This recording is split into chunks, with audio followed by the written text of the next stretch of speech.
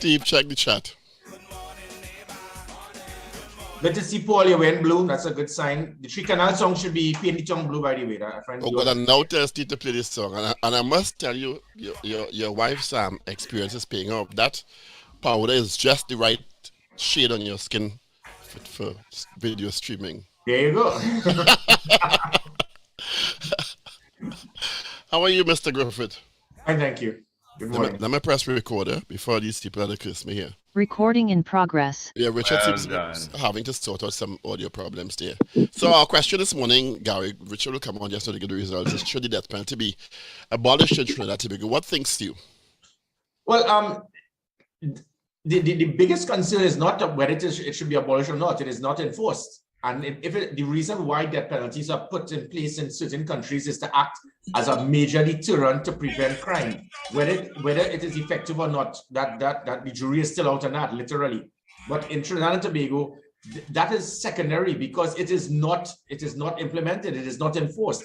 We find several different ways to continue to extend the action taken because of all the different options that the person has that his attorneys will use until you reach the Pratt & Morgan to use the 5-year, and then after they will say, well, listen, I've spent so much time incarcerated because of your failure of the flaws in the criminal justice system. The person can never reach that point where it is that he would be, that you will have the death sentence. So we don't literally have a death sentence in Trinidad and Tobago. In the last 20 odd years, it has not been implemented. So the focus should really be, do we enforce it? Can we use it? But we don't because of flaws in our criminal justice system. So basically, our situation of someone being found guilty for murder is life imprisonment. Do you think it is the lack of the enforcement of it has an impact on criminality in the country? Or is having an impact? If it is that based on international research, again, some people will say yes, some will say no. But the reason why the death penalty is there is not for punishment per se alone, but to also act as a major deterrent to prevent other persons from committing such an act. If it is that they believe that the ultimate sentence you will have is your most fundamental right, which is the loss of life, you would be skeptical that maybe if it is that I commit the ultimate act, it may result in me losing my life. It may cause me to have to second guess. So the reason for that death sentence is for punishment one, but also to act as a deterrent to others. But my point being is that in Trinidad and Tobago, we do not have that deterrent because it is never enforced due to our flaws in our justice system. We continue to postpone cases, it drags on, and as soon as you get over that 5 years with that Pratt & Morgan situation, the persons will then say, I have been I've been incarcerated for several years, so now the mental abuse that I have received, you cannot put me to the gallows. So we basically, this discussion as it pertains to Trinidad and Tobago is null and void until we improve our criminal justice system to ensure that it is enforced. Ragoobarsingh results? Well, yeah, I do have the results. So our poll this morning was, should the death penalty be abolished in Trinidad and Tobago? We had 33 people voting on the poll. 26 of you said, no, it should not be abolished. And 7 of you said, yes, it should be. So 7 people said yes, and 26 people said no. Especially when you have a spike in criminality, which they can't even deny now. They denied it a couple of months ago. Or they tried to deny it, the TTPS, that is a couple of months ago, that there was a spike in violent crime. Now, and then there was a rationale where it was, a lot of it was domestic situation, which is true to some extent. But you can't now diminish the people, broad daylight yesterday, by shooting on South Key and the level of criminality we are seeing on a daily basis in the country. As the immediate past former commissioner of police, what is your thought on this spike, Gary? Well, the first way to accept, to solve a problem is to admit that there is a problem. In the 4 months after I left office, the hierarchy of the Trinidad and Tobago Police Service and the administrators in government, they decided to bury their head in the sands and try to mislead, deceive, lie to the country by stating that there was no spike. They remind me so much of the Martin Joseph era of a decrease in the increase in crime. You were seeing 77 murders in November. In that 4 months after I left, we were going at about 650 murders per annum. It was the highest number of murders in 1 month in the history of Trinidad and Tobago. And it took them 4 months to accept the fact of what the rest of the country knew. However, trying to point fingers and blame and try to state that what was going right last year and all of that is irrelevant. My point is it can turn around. It can be done. We saw it in the first 8 months last year, and it has nothing. I listened to actually a police officer in Shogunas have the audacity to mislead the country and say, well, you can't measure last year with this year because of the lockdown. Total nonsense, because the first 3 months last year, there was no state of emergency. The last 3 months after I left, there was a state of emergency. So it has, and the majority of the murders that take place that you're seeing in broad daylight. So whether there was a state of emergency or not, it meant that the brazen type of crime is taking place because of the lack of visibility, the response, the deterrent being there. So persons, no, you would not dream of something like this taking place in broad daylight this time last year. So it means that the criminal elements now, they see the product of opportunity, they are being more bold, there's an absence of police response, visibility, a deterrent, and it can change. And I can give you a quick point, Paul, when you mentioned about domestic violence, there's an article that came out just recently pertaining to a person who was hacked to death, a lady who was hacked to death, and she stated, and the family stated that they reported this to the police on several occasions. The police have stated they denied. It wasn't 6 occasions, it was just twice. And this is when it is you have a change in policy, it can cause crime to increase. This lady the family and her reported it to the police that this man threatened to kill her. That's the Mohammeds. He threatened to kill her.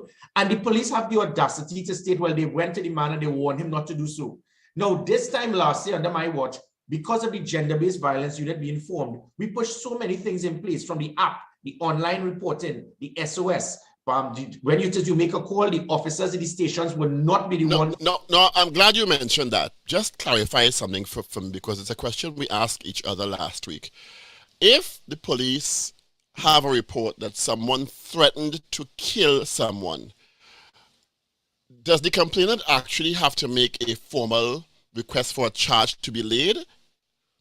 Yeah, right. And that is where the difference. If somebody goes to a station, especially with gender-based violence, the standard operational procedure that we did is immediately you will contact the gender-based violence unit, because we understood that there were police officers who did not understand the serious nature of domestic violence. Sometimes the officers were familiar with the possible suspect, and sometimes they will chase the person out, they will not report it. So the automatic SOP is that you contact the gender-based violence unit. So now there will be no cover-up, there will be no police familiarity that will cover the person. Immediately that person will be arrested. You can't threaten to kill someone and then say, well, it is a report and not a statement. We will immediately intervene. And that is the difference now. We've gone back to the old policing. Someone is raped, someone is beaten, someone is abused. You go to the station, these police officers not properly trained, because not all officers are trained to deal with these matters.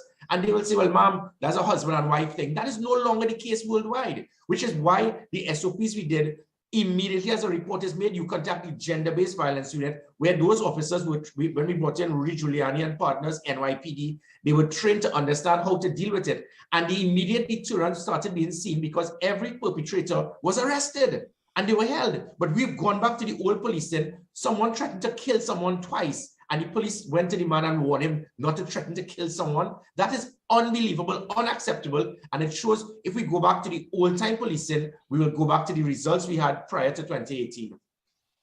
So you thought that situation that ended in that woman's death could have been avoided? Is that yeah, definitely. In 2020, there was a 40% reduction in domestic violence. And this is a period where, again, we're speaking about lockdown. Domestic violence should and would increase in many countries. It happened because of that.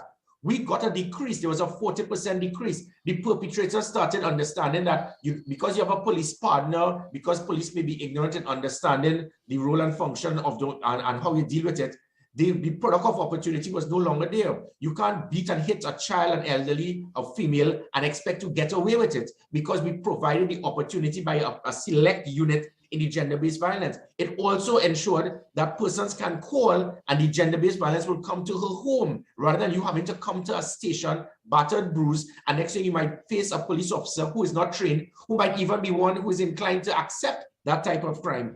And that is where we change it around. But the unfortunate thing is there's a game plan that every single policy plan strategy that I implemented, must be scrapped. Over 78 policies from the ERP, the Special Operation Response Team, the E999, the Operation Command Center, the National Operation, every single thing that we put in place to ensure that last year we were going at 300 murders per annum has been scrapped, dismantled, shut down, persons fired. And even with gender-based violence, they have removed the standard operational procedure that the elite unit will go to your home, visit you. People have seen the television series SVU. It's no different. That is not a television series. That is how you deal with this type of crime. But now the persons are coming back to the station and the officers are telling individuals, well, it's, some of them, you're not supposed to report it to the station. You need to go elsewhere. Back to the old-time policing, and they're going to get the same results, which is a spike in crime. Mm. You know, I hear you, Gary, and I know a lot of these processes. We would have discussed all of this before with you in previous conversations, all of the different workflows with regard to different types of crime. And I just can't understand, because at the end of it all are citizens who are in the firing line. And citizens of Trinidad and Tobago just want simply crime to be at its lowest level possible. That's what they want. Yeah. And ultimately, once processes or workflows are working, I don't understand why ego, which is what you're suggesting, ego and bad mind, so to speak, would come into it and say, well, we're not doing that because that was something implemented by Mr. Griffith, and we don't want that, and we don't. That's silly. Well, Richard, you're 100% correct, but the facts are there to show it happens. We can go back to Patrick Manning. The man was on track to understand how to transform Trinidad and Tobago's national security. When he formed the special SORT, when he had the OPVs, the blimps, he was thinking out of the box. There were certain things that could have changed and to diminish costs. But as soon as the government came in 2010, shut down and eliminated every single thing because it was a Patrick Manning thing. I had to cheat as Minister of National Security to change the name of SORT to the National Security Special Operation Group. I had to cheat to try to bring in dormant vessels to replace the OPVs because I did not put politics before national security or patriotism. When the government changed, the PNM did the same thing. They shut down the National Operations Center, the National Security Special Operation Group, the Rapid Response Unit, the Training Academy. Every single thing that was done under the UNC, the PNM did it. So what you're saying now is not different. So the present government say, look, Gary is not one of we. So Jacob, every single thing that Gary implemented, every person he hired, fire them, remove them, shut them down. Give you a quick example. As it pertains to technology, they are trying to give the police the impression that technology is bad. I put a standard operational procedure that if it is that as soon as you come out of a police vehicle, if you're going to a warrant, you must put on your body cameras. I am here, the communication person for the police service, trying to mislead the country with the most ridiculous comment pertaining to the Martin Diego Martin, that you can't force the police to turn on the body cameras because there's no law. How you could be a police officer so ignorant to understand there's something called a departmental order? As a commissioner of police, you make it mandatory that you must turn on your body camera if you go for a warrant. But this officer is trying to cover it up by stating you can't force the police officers to do it. I did. And these are the simple things that can be done to improve police response, to make sure they are accountable, to make sure there's no abuse of power by the police, to make sure that the police will not be wrongfully accused. And we have the communication head of the police service stating, well, there's no law against it, so we can't force them to. That is what the country has to endure now because of small-minded thinking and politicizing national security. But isn't he just parroting whatever his superiors tell him to parrot? Yes, in a large sense, isn't it just an indication of the overall thought process of the hierarchy or the leadership in the police service? Clearly, he's not speaking on behalf of himself. Yeah, I agree. And that is true. And it goes to the same thing. Gary Griffith said there's a departmental order that if you're going for a warrant, if you're going to an operation, you must turn on your body camera. Gary Griffith said that. Shut that down. Don't make it mandatory. The only way to cover that incompetence is by stating it's not a law. And he is doing it based on the hierarchy of the police service telling them that, but the hierarchy is doing that based on the government directing them. Shut down every single thing that Gary Griffith did, whether it was technology, body cameras, pepper spray, the systems for Operation Command Center, the NOC, SORT, the I Support Our Service. Every single thing that was done, shut it down. Don't be surprised you might see 500 unserviceable vehicles parked up in the barracks very shortly. And when you have that type of ignorant thinking, the country is affected. I can tell you, gentlemen, that Gary Griffith, I will always be a patriot before a politician. I am willing to assist and support the government in any way necessary to show them that the country can turn around. There's nothing I have to gain by doing it other than to ensure that citizens can be safe. And people say, but you are on the other side, you should be happy if crime goes up. You cannot be thinking as a politician like that. That's how opposition parties think. We have the data, we have the info to show how we can turn around crime. And I am willing to assist. This government would not do that because of small-minded politics. He's not one of he doesn't have a red party card. We will go down and sink the ship. And we cannot be thinking like that anymore in this country. We have to start putting country first. Well, even national security, it should not be, it's too important an issue to citizens because lives are at stake, literally, that you would not want that kind of thinking coming from any side. You know, you would think so. I get that you're saying that it is happening, but I mean. Well, Richard, it's a fact, as I said, when Patrick Manning did what he did, and the unfortunate thing is that no person on either side of the government or opposition has any knowledge, experience, training, or qualification in national security. So the decisions they make is similar to 2004 when Patrick Manning was trying to justify Howard Shinley, saying that all you need is common sense and a level head. It is not. It takes national security is a science, and it requires persons with expertise. It is not coincidental that when the UNC is in government, and this is not for me to blow the trumpet of the UNC, they have made many mistakes. But when the UNC is in government from 1995, in the last 30 years, anytime the UNC is in government, crime goes down every year. Every time the PNM is in government, crime goes up every single year, except when I was Commissioner of Police. The reason being, the UNC pushed Joe Theodore, John Sandy, Carl Alfonso, persons with some degree of understanding in national security. Gary, well, forget about me. In the case of the PNM, common sense and a level head, Mr. Decreasing the increase in crime, and now you have a minister who says he's not responsible for national security and the safety of citizens. Leadership is critical, accountability, someone who has the ability to lead troops. It is not coincidental that 31 of the 46 previous US presidents had military service. And it's not to blow trumpets about the military, but the military gives you a degree of leadership where you do not have to be the brightest person in the room in every single aspect. You bring in the best minds and be able to find a way to achieve your mission. And that is what we're supposed to do in national security, getting the best minds available, and not only persons will try to help us if you have a PNM party card. That cannot work. So your party has been launched, the National Transformation Alliance. Pretty interesting logo. Why the lighthouse? Well, the lighthouse, it is you cannot be as straightforward as that, because what is a lighthouse? It is a light. It gives hope. Persons who are lost, who need to find their way. It is a way to find guidance, to give you direction. We could go on and on. That's the significance of a lighthouse. So it is much more than just of you having hope. You're in darkness. You need to find your way home. We need to give you a proper direction. It is also a bridge, and that bridge constituency removes that concept of the third constituency, because we are not bronze medalists. We are one of 3 major political parties, and the bridge constituency allows persons to understand that you can leave from either side and follow that lighthouse to get somewhere. And the lighthouse is one that is going to give some degree of an alliance, a relationship between the best minds available. That goes with the word transformation. So the transformation that you're going to see is this political party is not one that's going to spend all our time criticizing, bad talking. I've said it openly. Keith Rowley is not a bad person. And you hating Keith Rowley because he's not one of we.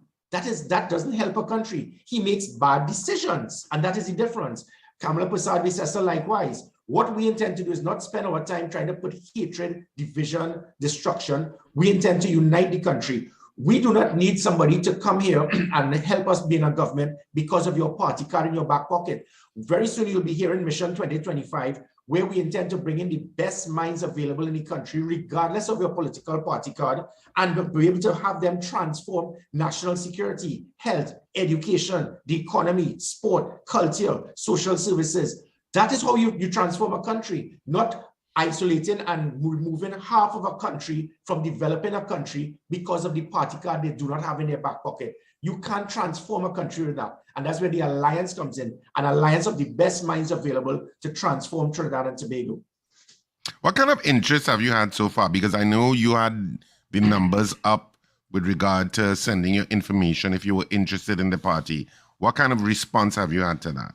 Well, you know, we kicked off the ground with 81,000 registered persons practically from I Support Gary Griffith. That page alone, very soon that will turn into our official National Transformation Alliance Facebook page. So you're starting off with 81,000 practically, which is actually more than the registered members of the PNM or the UNC.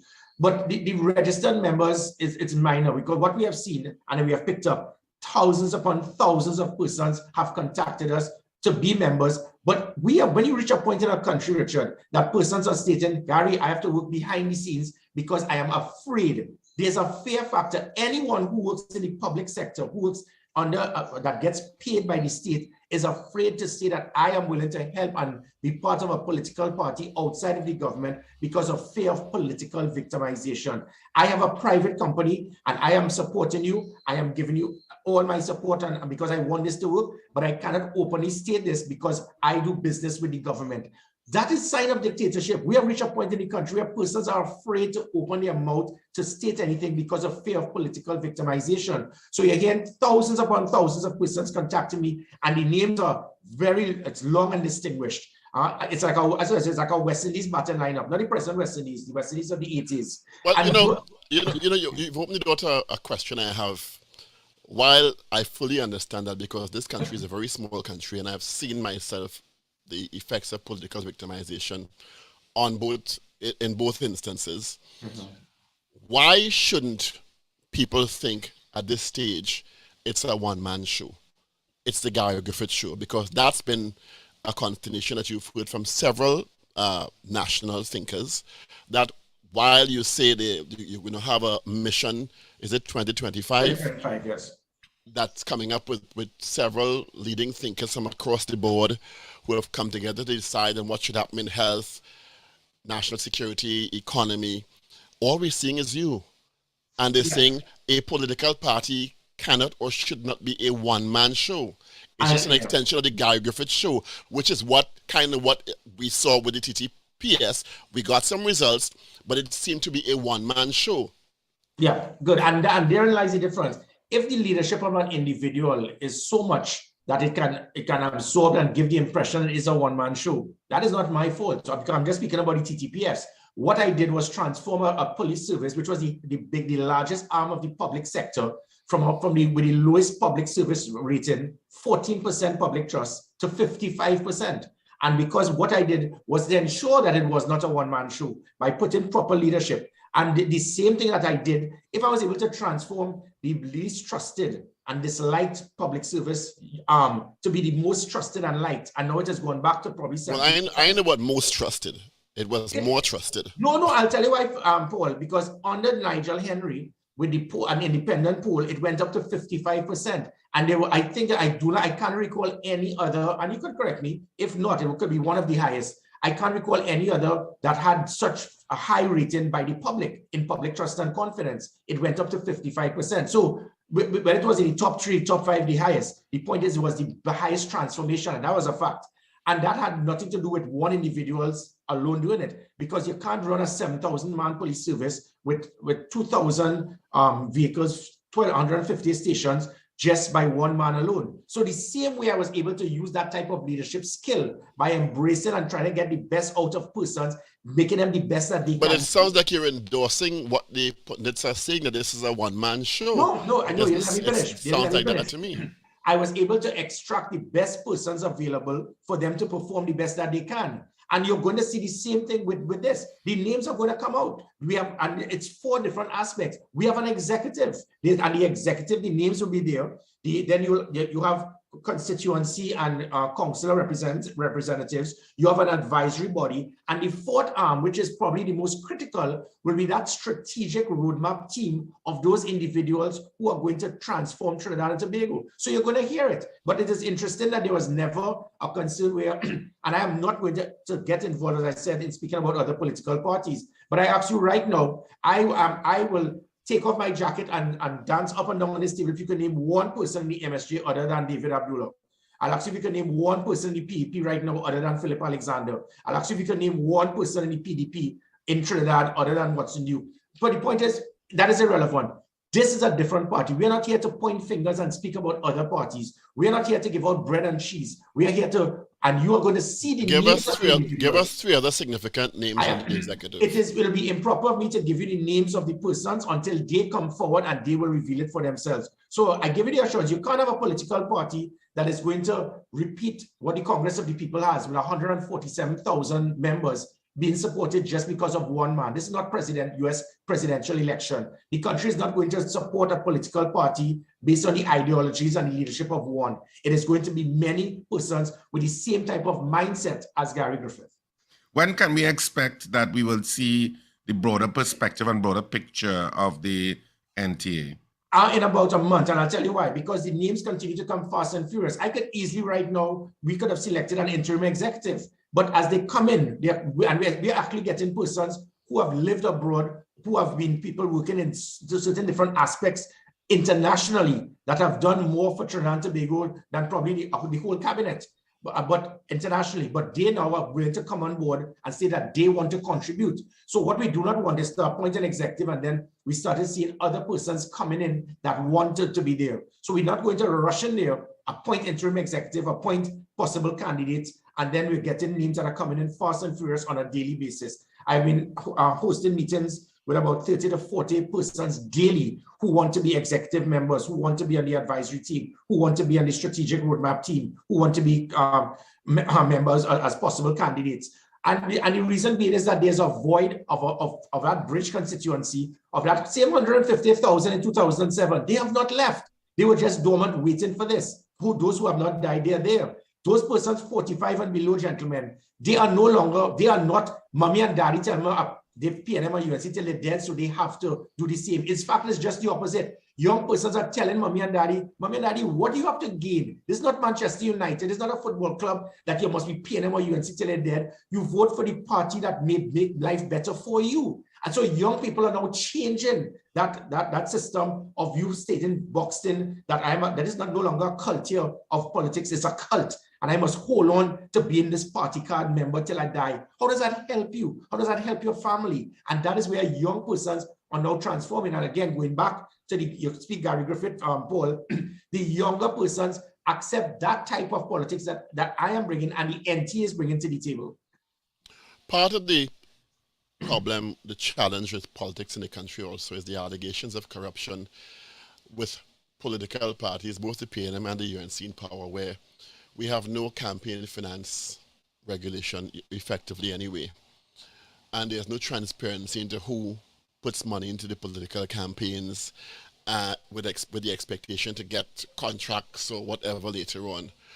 Who's financing the NTA? Well, right now, so far, Gary Griffith and Nicole Dyer Griffith, mostly Nicole Dyer Griffith. and you know, Paul, going back to that point, we talk so much about campaign financing. It is irrelevant in the scheme of things of what is put into a political party. What is of relevance is how you put systems to prevent the corruption when you get in government. And that is the point, because you have major financiers. You drop 5 million red, you drop 5 million yellow, you sit back, whoever wins, you're going to get 10 times that amount in contracts per month. Why go Vegas? It is the best way to gamble money by pumping money in both sides, and you just sit back and you pull out your paraphernalia depending on who wins on the night. And surely you see I was really supporting you. But the only reason is because you now have poor systems in government in giving out contracts. And the entire simple aspect of that, gentlemen, is state boards. 95% of the persons appointed in state boards have no experience, qualification, or knowledge of the field that they're in, but they get the position because the political leaders promised them something because they were walking around waving a flag and putting on a jersey. That is not how you run a country. And that is where we have $3 to $5 billion in waste expenditure in state boards because of mismanagement or corruption. What we would be doing is diminish the powers of a government. We intend to ensure every state board, you must be properly qualified in that field to be eligible to be in that state board. We would want 20% of all persons in the state board to be appointed by the opposition so that we will have checks and balances to prevent that type of corruption, because the state boards are the critical aspect towards where a lot of the corruption takes place, especially as it pertains to when the financiers put money in the party and they sit back, they use the state board as the avenue to get their returns. So you'll be refusing funding if offered by the big funders, the big political funders in the country if they come to you? Well, definitely what we do not want is for somebody to be giving out 8 figures and then hoping that there's be something in return. Every single person that puts a cent into this party, let it be known immediately. There is no payback. There is nothing towards. But would you be transparent as a party and say, well, X gave me $8 million and make it public?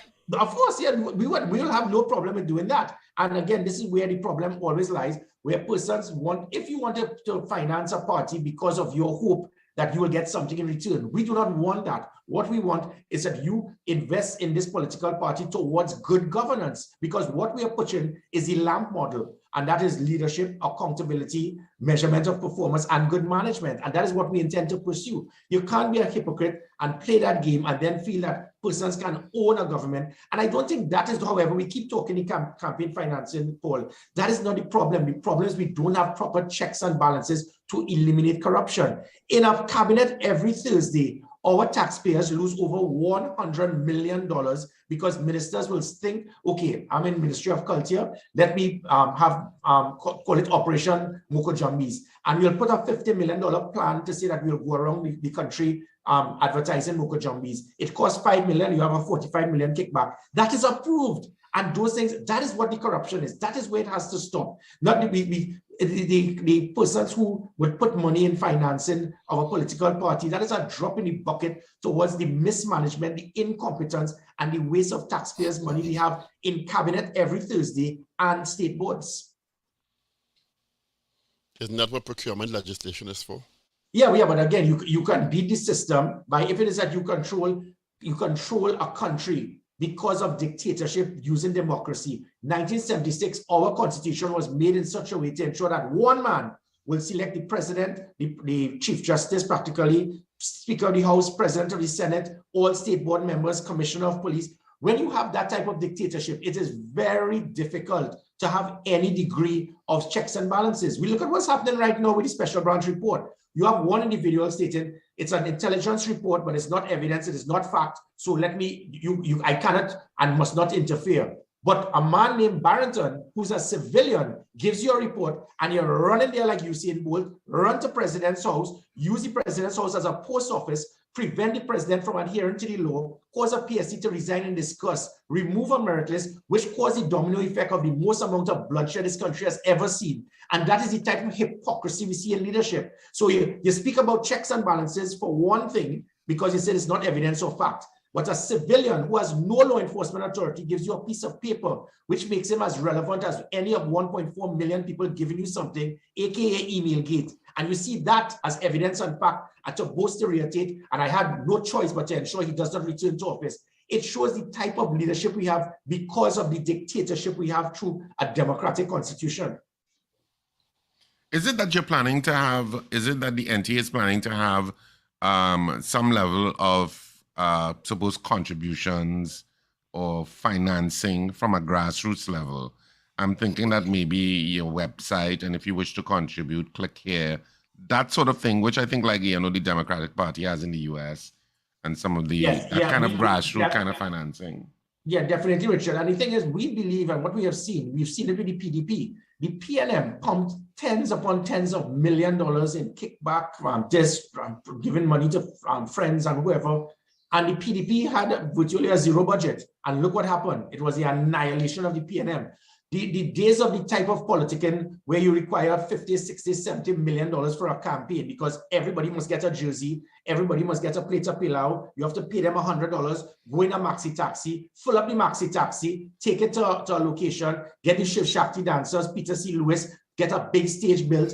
That is no longer going to be the catalyst towards trying to win an election. Social media is the avenue. The young persons, which is 150,000 odd, under the age of 33, who never had that third choice, They're there on their headphones. They're listening to something. What's Gary Griffith saying there? What's the NTA saying there? Yeah, I like that. I'm going to vote for them. That is how you're going to win an election, by pushing proper systems, policies, plans, people, political will, not the pumping of millions of dollars to impress and fool persons. So I think personally, with the NTA, we do not require these 8-figure financiers. What we require is persons who want to contribute. And the contribution can come from the most simple things, from how do you assist us with social media development, promoting the party, the basic checks and balances to put out to the country or the philosophy of the NTA and what we stand for. That, I think, is what you call transformation, even in politics. The last time you spoke to us, you said the alliance in NTA meant that you're an inclusive party and that you would not be against considering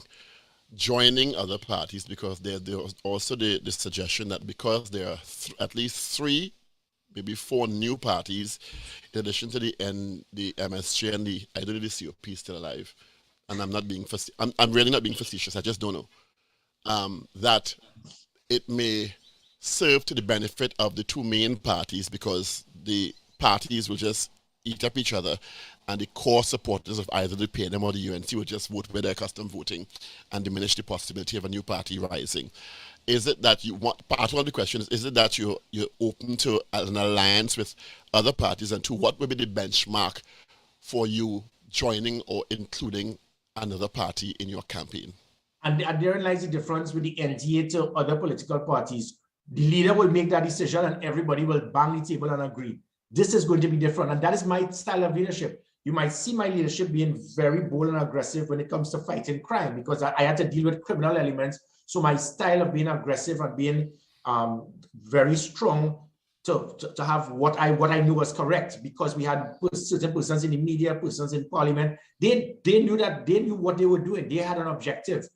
This situation, when I'm a politician, there's a different type of Gary Griffith. It is not going to be, I am going to make a decision pertaining to the direction of the NTA. That is where I do not mind being the dumbest person in the room to deal with specific matters of a country. And that's where we have prime ministers, whether it's Keith Rowley or Kamala Prasad-Visesa. You're not qualified in national security, the economy, health, but you make all the decisions. Let me form the Children's Life Fund. Let me just shut down SOAR. And you make decisions because you're not getting the experts. So likewise with the NTA poll, when a decision like this is to be made, it is not I am going to make the decision. So it will be improper for me to even contemplate the direction we would go if there's not an executive, if there's the rank and file. And that's why I asked the question, what would be the, I'm not saying that you making the decision, I'm asking, what would be the benchmark? What would be the deciding factor or factors? All right, got you. Yeah. So I am meeting John Humphrey sometime this week. There's a book that he has launched. And that book, he said that this is the closest this country would be reaching to what was supposed to have taken place in 1986. 2010 was not an alliance. 2010, I could see it was a cosmetic rush approach to get in government and remove the PNM. And the result was shown. John Humphrey, I think when people understand the individual and what he has done for Trinidad and Tobago, I'm going to meet with him to understand what was done. That 1986 was where the country was being united. And that was under the NAR at that time, where minds were all coming together. And something went wrong because of ego's personality. But that is what the country needs. So the alliance we speak about is the alliance of minds, the alliance of individuals wanting a better Trinidad and Tobago. The NTA has no problem selecting some of the best ministers in the PNM government at this time to be part of that transformation process. Why, if and when we get in government, we must immediately remove persons like Donna Cox. I have seen what Donna Cox has done to transform a ministry. I have seen what Ruan Sinan has done. I have seen what Faris Alwari has done. By me stating this, they might get licks in cabinet this Thursday. But I have seen what Devan Maraj, Vasan Bharat, they have done. Why must we eliminate these individuals from transforming Trinidad and Tobago because their party is not in government? That is the alliance we speak about, not a cosmetic thing. Let us all just join up to be the PNM. That is, when you have that, personalities and egos will ensure that it self-destructs, which is what happened in 2010. So speaking to John Humphrey, hopefully he's going to guide me and hope that I have the charisma to be able to massage egos and get persons to understand this is Team Trinidad and Tobago. And it starts with the NTA right now stating that we are willing to assist the government and the law enforcement authorities in showing what they are doing wrong that has caused last year being the highest reduction in crime in our history to this year being the highest spike in crime in our history. That is how a political party should operate. We shouldn't want the government to fail. We shouldn't want the government to collapse. We should help the government. And if and when they do not adhere to what we advise and they still fail, that is when we will try to have them removed in a democratic basis when the time comes. You're running, you said also before on this show that you are contesting the upcoming local government elections. And you said in a month we'll find out more who are more of the principals who are working behind the scenes in the National Transformation Alliance. What's the plan for local government election? Well, what I find amazing is we have so many parties. When we try to register the party, there were hundreds of political parties registered in Trinidad and Tobago. Everybody wants to have a party. It was amazing. And but they all want, everybody wants to go to heaven. Nobody wants to die. They want to form a political party, but they're afraid to go into the election.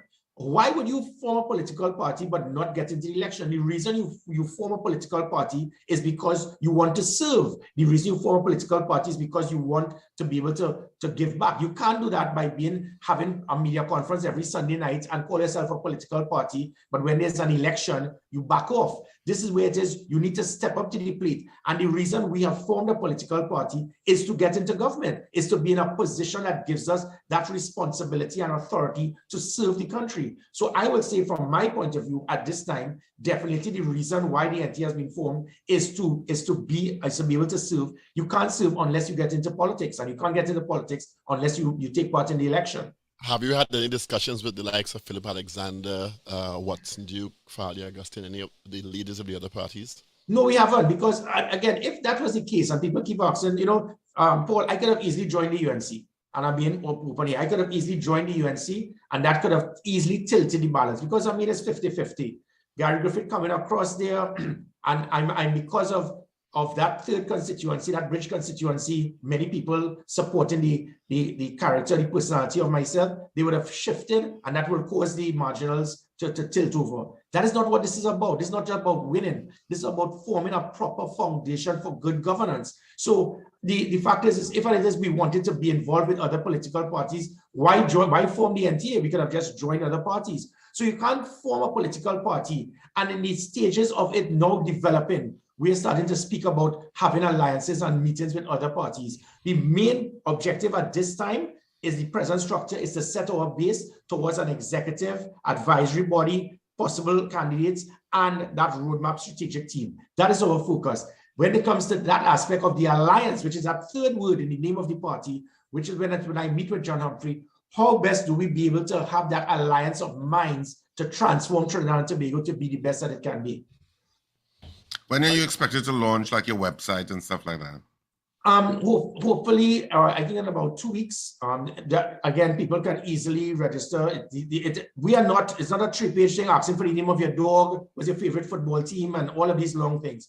482 or 483 Gary, that's 482 or 483 4279, ntazway@gmail.com. You just state that you want to be a member, you want to be a supporter, you want to take an active part, and it's coming in fast and furious. So when that happens, then we'll be able to then pinpoint the state. This is the direction of the team. There are other things that we are putting in with the website.